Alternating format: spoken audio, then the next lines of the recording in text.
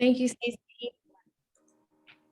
Welcome to the Pear Deck webinar series titled Tips for Teachers. My name is Tracy Marshall, and I'm the statewide media coordinator for Iowa AEA. Today, Iowa AEA has partnered with Stacey Beamer from Grantwood AEA to host this webinar series over this fabulous resource. While I'm new to this role at the AEAs, just last year, I was setting up Pear Deck accounts at the former high school I worked for. It's such an excellent free resource available to Iowa educators, but you already know that.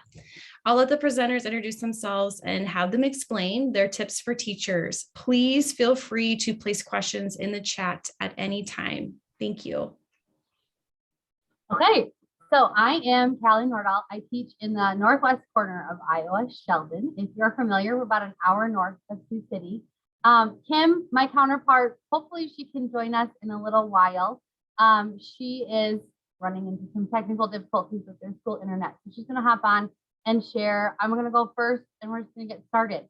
So let me know, pop it in the chat if you guys have any questions as I go through. We're gonna try and do like a multi-screen mode here. But we are focusing today on teacher dashboard. So Pear Deck is something that I kind of fell into accidentally. I was looking for a way I had this really weird classroom set up. And so I wanted all kids to be able to see what was on the smartboard, even if they weren't necessarily at a good vantage spot. And it just kind of fell into my lap and I have loved it ever since. 2 years later, I use it almost every day in my room. But these are just kind of 2 or 3 of the different views that Pear Deck has. So the kids, you students, would have the view on your computer, which is the interactive one that you can draw or type or click your answers on. And then the teacher has one, so you can see the teacher has that little tablet. Maybe you use your computer, your Chromebook, your desktop, whatever you have. And then there's also the projector mode, which would be up on the big screen here, which displays just the question or just the student responses if you want. So we're going to take a look at how that dashboard looks and then how you can use that dashboard. So I use a lot of the different Pear Deck features because since the AEA pays for the premium account, we get all the types of questions. We're going to kind of go through each of those questions and what that looks like. We are learning about the Incas right now in social studies. So I had a question that I wanted the students to answer. And you can see here on the left side of your screen would be what the kids see on their computers. So they have the video that I wanted them to watch along with the Pear Deck question. So that's what I typed in Google Slides. And then it pops up with their little response box that they would type in.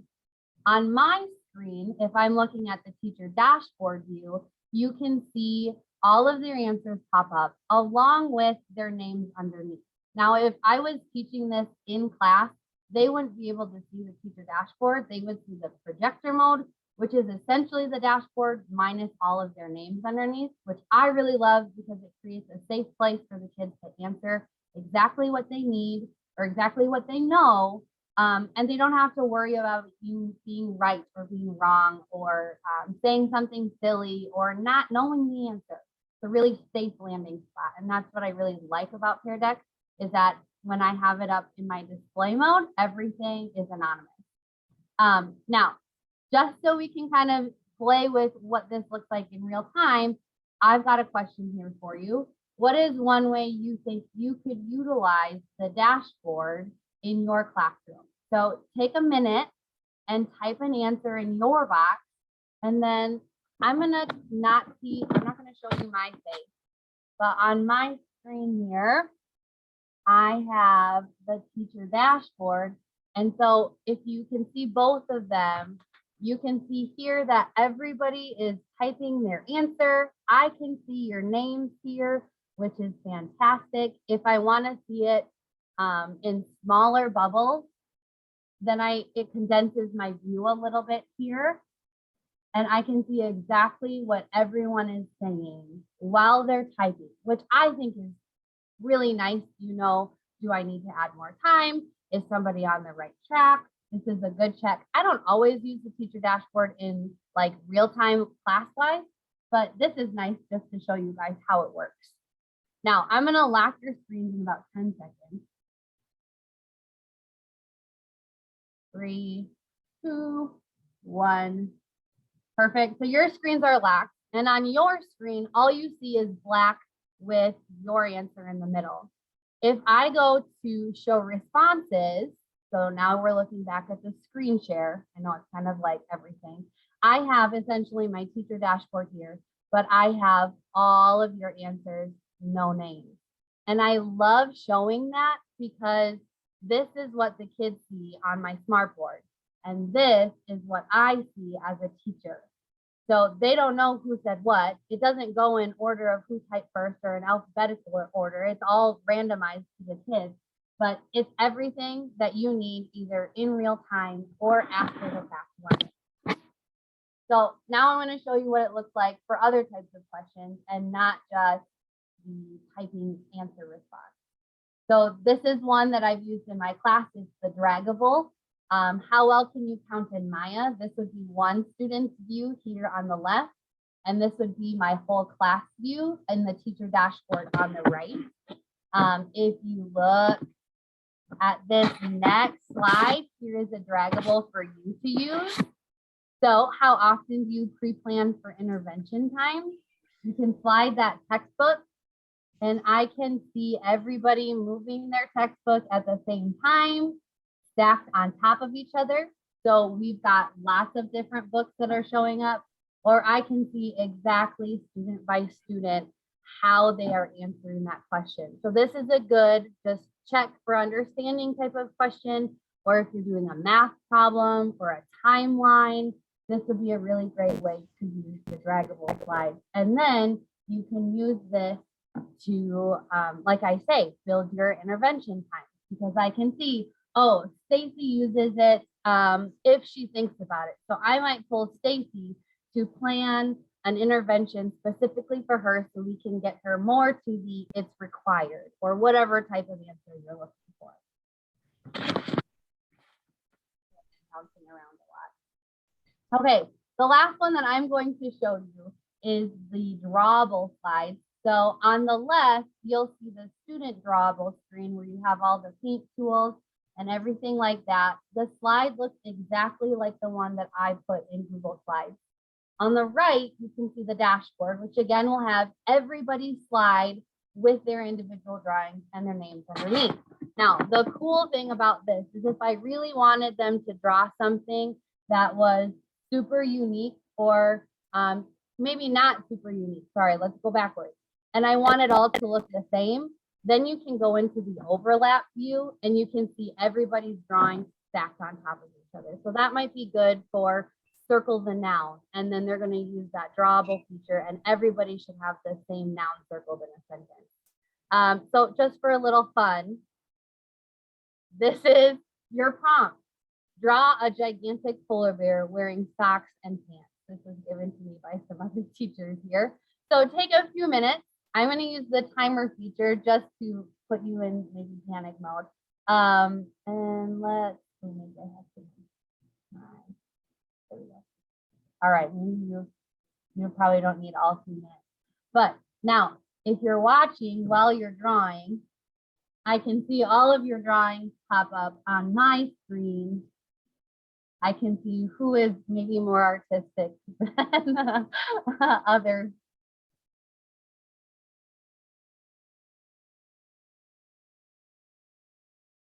And I really like this. While you guys are drawing, I'm just going to kind of keep chatting. I really like the drawable feature, the types of questions here, because this is essentially limitless. You can have them add text to a timeline. You can have them solve math problems and write in the answers on lines instead of handing out a worksheet. You can have them, like here, draw an illustration to do comprehension checks or follow directions. You can, we've drawn and labeled maps on ours or diagrams in science. So the options for the drawable slides honestly are endless, and your polar bears are looking phenomenal. This is wonderful. So can't even have pockets, Lindy. That's impressive. Ron, you must have a pencil or something that you're doing this on a tablet, because look, now I'm going to highlight, I'm going to make this bigger. and I can show Ron just on his own on my screen, and I can see his bigger, and you can scroll through all of their answers. But when I do it on my projector, what's on my smartboard, they can't see who's drawing what. I hope this is a back view because that's just perfect. Okay, I'm gonna lock your screens or stop your timer here. And then, like I said, when I show it on my projector mode, which is in the screen share right now, you don't want to do that one, you can see everybody's drawing without their name. So that's wonderful. And the last thing I want to talk about is just how to leave feedback. So this is something that I don't really do in real time. This is often, I've done a lesson, I've asked an exit ticket question, or we've done a couple of questions as a formative assessment. And then I'm going to go back after I've taught and see what do I need to change for tomorrow's instruction, or who do I need to pull for intervention. So this little video, I'm hoping, pulls up. Can you guys see that on your screen? Yeah, we can. Okay, perfect. This is going to show you just a few options for leaving feedback. There are kind of two ways you can highlight and give answer feedback. So what I'm doing is I'm clicking on my student's little speech bubble underneath their name, and then you can type in comments. They were doing Mayan math here, and then send feedback, and that will pop up on the student's screen if they have it open in real time, or they can see that after you would like close out the lesson as they look at their reflect and review. Now, the thing that was at the end here with the little star, that's also a really great way to highlight correct answers that you want to display on your projector in the classroom. So if I'm going to go back a slide,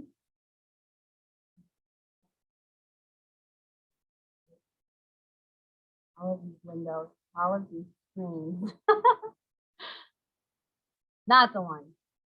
There we go. Okay, if I go back to this slide here, and on my dashboard, I'm going to highlight, let's highlight Ron and Tracy. Then when I show in the projector mode, those are the only two that you see. So you can pick answers that are good examples that you want the rest of the class to see, like this is a gold medal answer. Or I could pick answers maybe with errors or misconceptions that students have made. So you can use the dashboard to star those answers and say, okay, class, let's look at these two answers. These two students are on the right track, but they made a small mistake. Can we help correct it? And you can talk through that and use it as a learning moment in your class instead of necessarily pulling those kids into an intervention later. So I think that between seeing everybody's name, and it's anonymous on your projector, and then the comments and the star feature, those are huge resources that I really didn't use a ton before this year when I'm like finally comfortable into Pear Deck. But now I don't know how I would use Pear Deck without it. I think they are like so vital to how I teach in real time and as I teach your plan for intervention and instruction. And that's kind of my little spiel. So Awesome. Thanks, Callie, for sharing.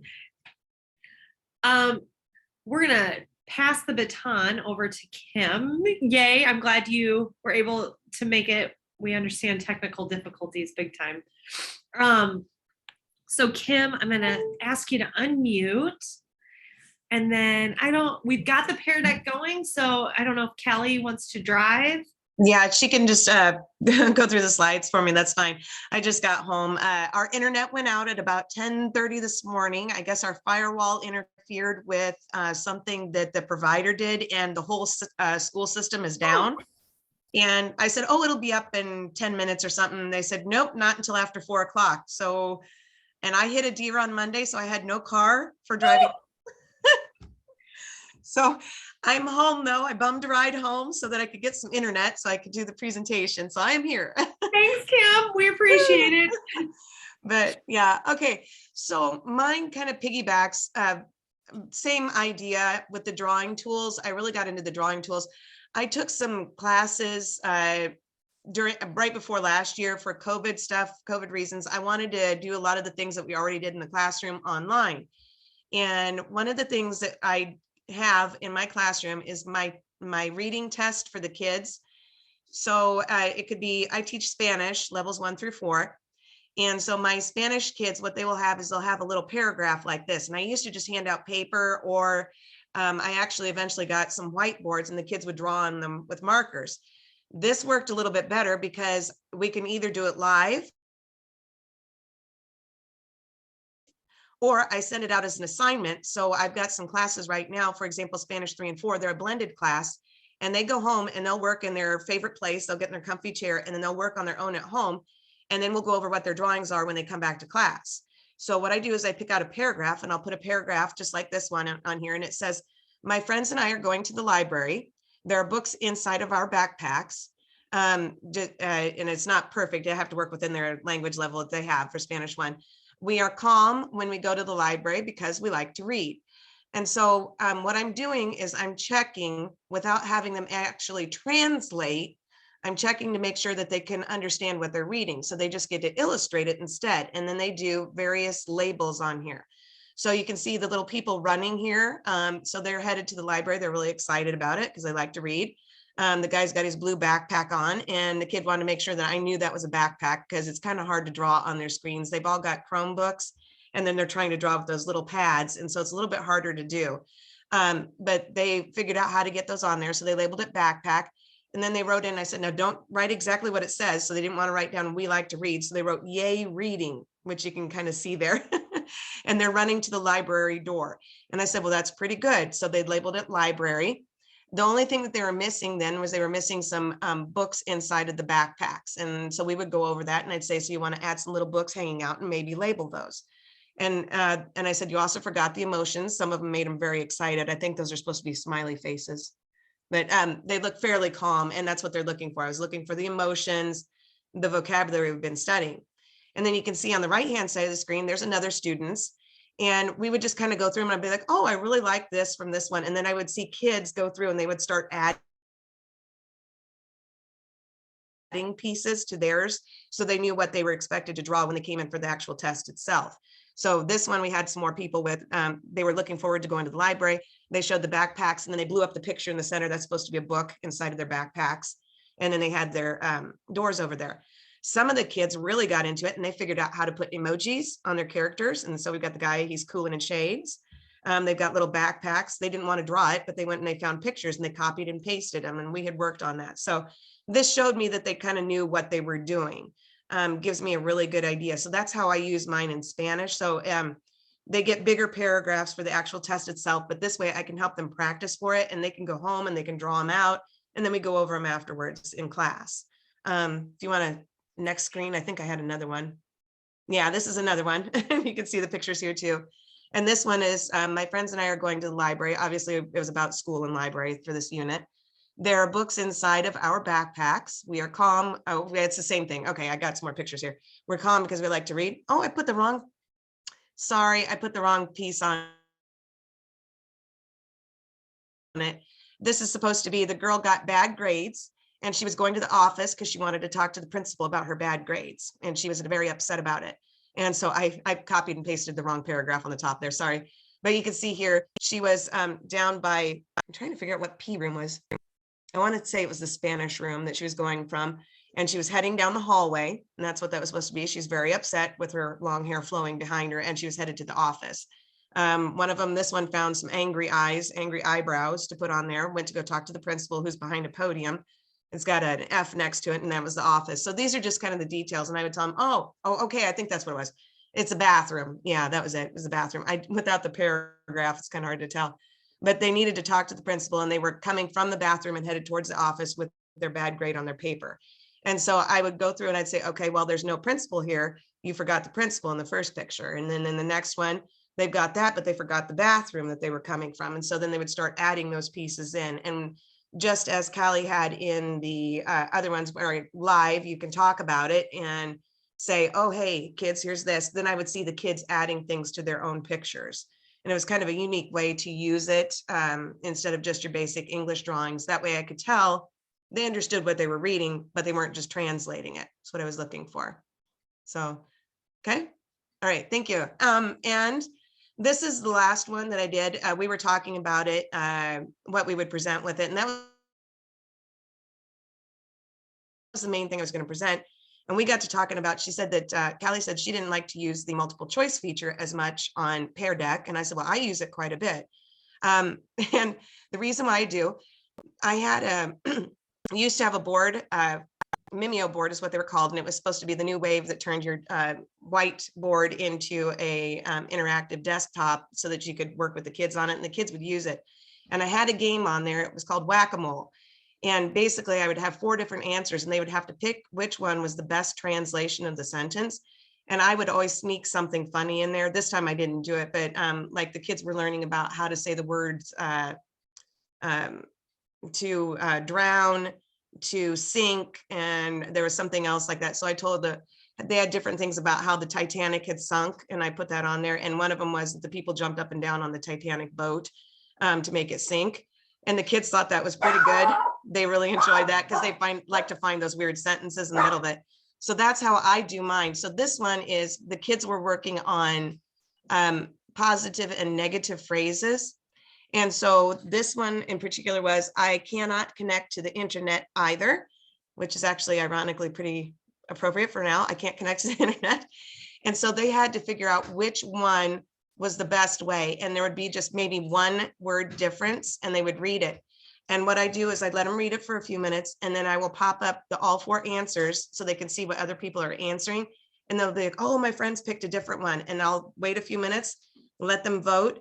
And then we'll go over what all the answers are together, the differences between them. And it's been pretty good. And then the kids they're like, oh, I see what the difference is. But if they see their friends voting a different way, sometimes it works in their favor and sometimes it doesn't. So it's not just picking out one answer. I tweak them just slightly so they aren't 100% sure what the perfect answer is. So that's how I do my multiple choice instead of just making it like an obvious, very different answer on each one. Just slight tweaks so they can get that translation in it.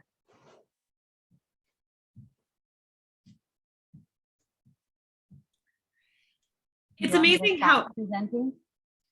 Oh, yeah. Well, I'm just wondering if there's like, it amazes me, and I don't know if there's any questions that you guys have for Kim or Callie, if you want to throw those in the chat, but 2 totally different, like just different ways to apply the same kind of tools in different kinds of classrooms, right? So all of Pear Deck. Can I ask you guys where, when you go set this up in the background on your slides, how do you set up the slides? Can you just talk about that a little bit and how do you start from scratch? Do you have old slide decks? Do you have images, or where do you guys pull from?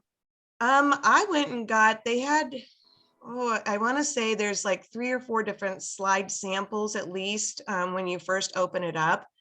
And it had some of the multiple choices on it. So it took me a little while to build the first one. And then after that, I would use that as my sample. And then I would just keep changing the pieces. The draw slide, I'm trying to remember. I think there was a basic draw slide on there. And then I just changed it. The instructions, like one of them, I do listen and draw. So sometimes I'll say the words in Spanish and then they'll draw what they hear for a way to check listening. And then some, I will copy and paste those paragraphs in, like I did wrong there, but anyway, copy and paste those paragraphs in the top in the text box. So it's just a basic slide and I put that in there. And then I have the draw feature that I add to it as I'm building. So some are from scratch, some are from templates that I found. Most of mine are like from scratch. So all of our units are like original. I don't know. That's a different beast. But we build all of our Google Slides as we build our units. And then I just go in and I decide what I want to be a question or a check or an interactive thing.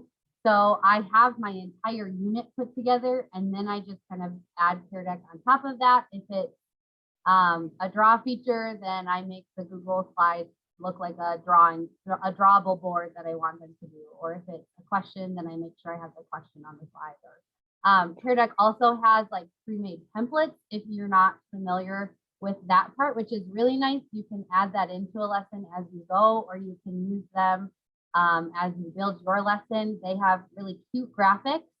I like all of my stuff to match, so I don't often use their things and then just pop it in. But that's a really great place to start if you are not super familiar with making your own. Well, one of my kids' favorites is, and it doesn't take long. It's like maybe a 5-minute activity, but they have a template where it has a desk, and then it has, you can get these cute little characters, and each kid will get their own, but it's all the same character, like a fish or a taco or something like that. In my class, they love the taco. So I went in and I changed which character it was. It's little taco, and then you can click and drag it around the screen. And so what I do is I put the desk in there, and then I'll tell them the taco is on top of the desk. And all of a sudden you see all these tacos. I'll show them everybody's screen at once, and all these tacos go flying. I'll have them stacked one on top of the other, and they all go flying to the top of the desk. And then I'll say, okay, the taco is underneath of the desk. And then they all move it. And then they just love moving those things around the screen. It's only a 5-minute activity, but it works pretty well for them. And they like seeing those things move live. And so I just show it on my smart board that I've got, let them see how everybody else is moving theirs too. And Kim works with high school, and I'm like just thinking about prep, like doing the same thing with prepositions and things like that with elementary kids. Oh yeah. Like, so some of these transfer, so it's kind of a one size fits all tool, and just depending on your creativity. Depends on how you use it. Yeah. Yeah, there are ways that you can use it. Like the drawable would be really nice for elementary kids.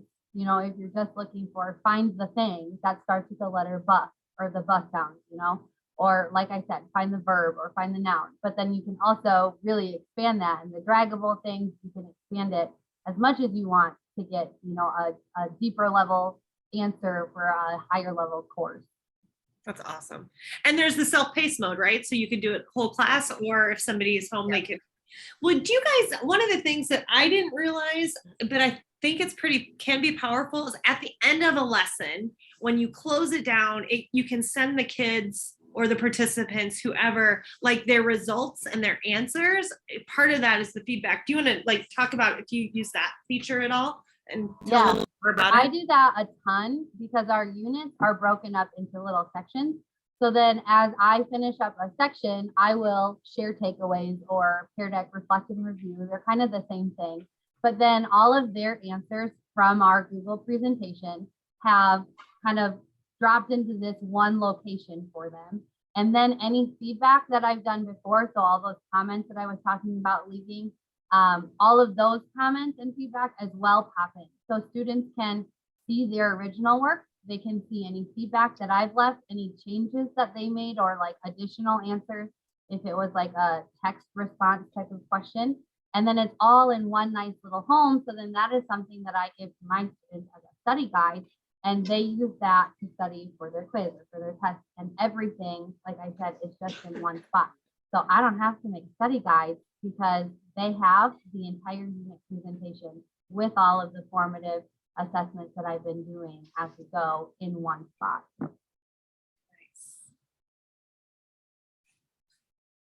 That's awesome. I haven't done much with feedback on, I haven't done much with feedback on Pear Deck, but I record a lot of my classes, especially last year. We would do them all in Zoom, and I would record them. So they were there. So they were recorded there, and I had the originals, so I could go back and look at them again. And the kids would just run the videos back if they needed to watch it again, because they got feedback right on the spot. Sweet.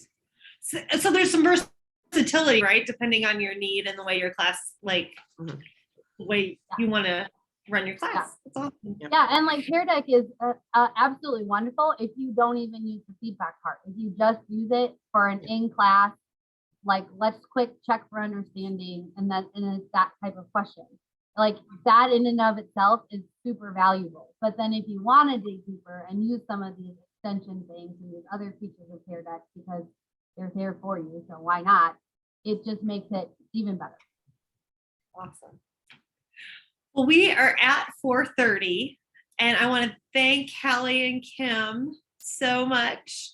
And thanks everybody who's attended. Next week, we have Andrew Fenstermaker sharing some Pear Deck hidden gems. I will send all the attendees the recording and the link to the slide deck, so you get those visuals, and you can refer back to those. And then also I'm going to include a feedback form. So if you guys have any like feedback for us, we're trying something new with these little webinars. So if you like it or would like to see something else or go more in depth on some other topic or some piece of Pear Deck, let us know. And there's a lot of Pear Deck resources out on the AEA webpage. that can help give you ideas, or you can contact somebody at your AEA, a digital learning consultant, tech integration consultant, that would be more than happy to make sure you have access and understand this tool, because it has been purchased for all educators in the state of Iowa. So go have a very great evening. Yay. See what I did there? All right. I think I'm going to stop the recording because I've been corny enough.